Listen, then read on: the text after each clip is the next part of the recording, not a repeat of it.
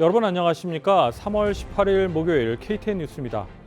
애틀랜타 경찰이 총경력이자 로버트 아론 롱에게 증오 범죄로 기소한 것을 배제하지 않을 것이라고 밝혔습니다. 애틀랜타 경찰은 오늘 오후 기자회견을 열고 지난 16일 연쇄 총격 사건으로 한인 4명을 포함한 아시아계 여성을 살해한 로버트 아론 롱에 대해 증오 범죄 기소를 배제하지 않는다고 밝혔습니다. 이는 어제 오전 사건 브리핑에서 밝힌 경찰의 입장에서 변화된 것입니다. 경찰은 롱의 범죄 동기에 대해 성 중독에 빠졌을 가능성이 있으며 증오 범죄로 판단하기에는 이르다는 입장을 밝혀 비판 여론이 고조되기도 했습니다.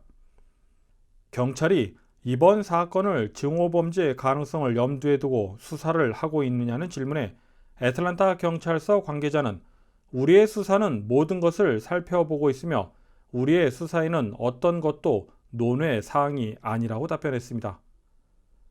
이에 대해 증오 범죄형의 적용도 논외가 아니라는 것으로 해석되는 부분입니다. 한편 애틀랜타 경찰은 용의자 롱이 연쇄 총격 범행 장소인 애틀랜타 마사지업소 2곳을 자주 다녔다고 밝혔습니다.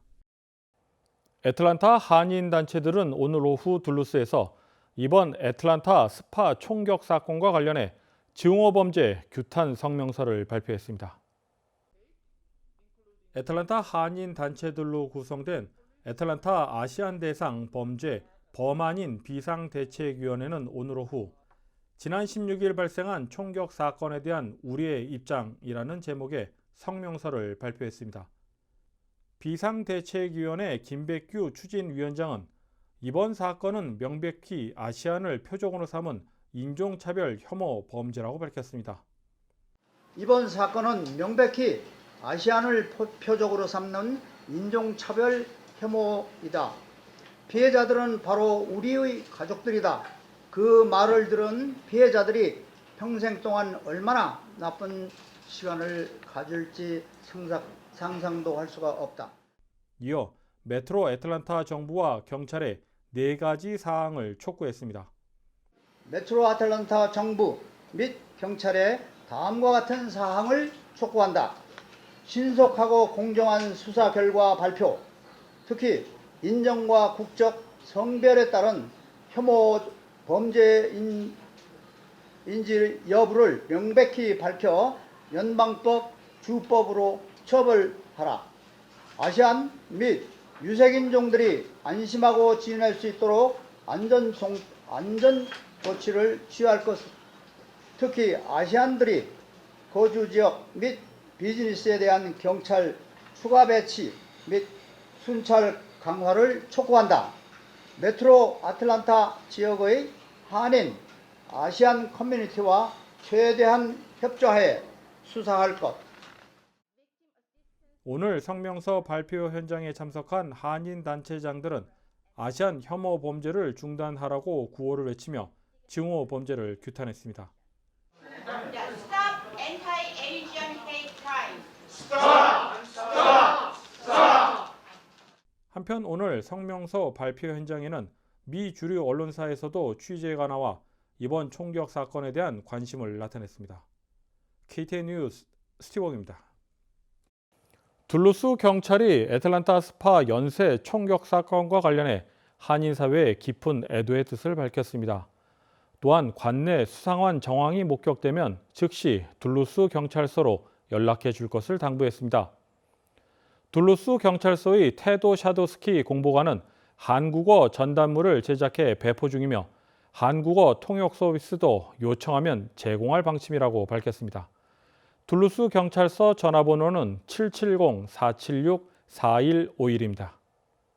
다음은 코로나19 소식입니다. 오늘의 코로나19 현황을 배준경 기자가 종합했습니다. 3월 18일 오후 3시 30분 기준 미국 내 코로나19 누적 확진 환자는 3,033만 4,023명, 누적 사망자는 55만 1,230명입니다. 어제 하루 동안 신규 확진 환자는 6만 8,421명 늘었고 신규 사망자는 1,259명 증가했습니다. 주별 누적 확진 환자는 캘리포니아, 텍사스, 플로리다, 뉴욕, 일리노이 순으로 많습니다. 주별 누적 사망자는 캘리포니아, 뉴욕, 텍사스, 플로리다, 펜실베니아 순으로 많습니다. 다음은 조지아주 코로나19 현황입니다. 오후 2시 50분 집계에 따르면 조지아주의 누적 확진 환자는 83만 9,823명, 누적 사망자는 16,053명으로 집계됐습니다. 신규 확진 환자는 1,253명 증가했고 신규 사망자는 56명 증가했습니다.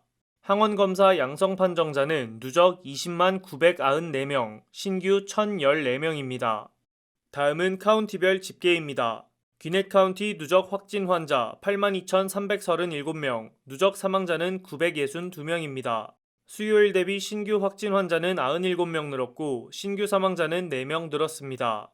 풀턴 카운티 누적 확진 환자 76,787명, 누적 사망자는 1,140명입니다. 신규 확진 환자는 143명 늘었고 신규 사망자는 3명 늘었습니다. 캅 카운티 누적 확진 환자 57,006명, 누적 사망자는 887명입니다. 신규 확진 환자는 118명, 신규 사망자는 2명 늘었습니다. 디캡 카운티 누적 확진 환자 54,650명, 누적 사망자는 836명입니다. 신규 확진 환자는 124명, 신규 사망자는 4명 늘었습니다.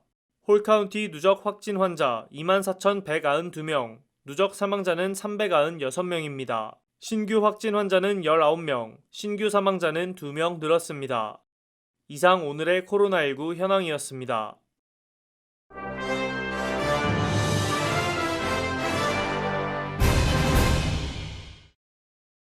조 바이든 대통령이 애틀랜타 연쇄 총격 사건의 희생자들을 기리기 위한 조기 개항을 지시했습니다. 백악관에 따르면 바이든 대통령은 애틀랜타에서 자행된 무분별한 폭력 행위의 피해자들에 대한 존경의 표시로 미국 헌법과 법률이 미국 대통령에게 부여한 권위에 입각해 조기 개항을 명령한다고 밝혔습니다. 이에 따라 오는 22일 일몰 때까지 미 전역에서 백악관을 비롯한 관공서, 군 기지 등이 조기를 개항해야 합니다. 카이린 아트 갤러리에서 현실주의 화가 스펜서 허의 작품을 전시 중입니다. 스펜서 허는 팝컬처의 아이콘들을 자신의 현실주의 기법으로 재탄생시킨 이번 전시 작품들에 대해 예술사가 우리에게 제공한 도덕적 교훈에 대해 더 깊이 파고들 것을 요구한다고 설명했습니다.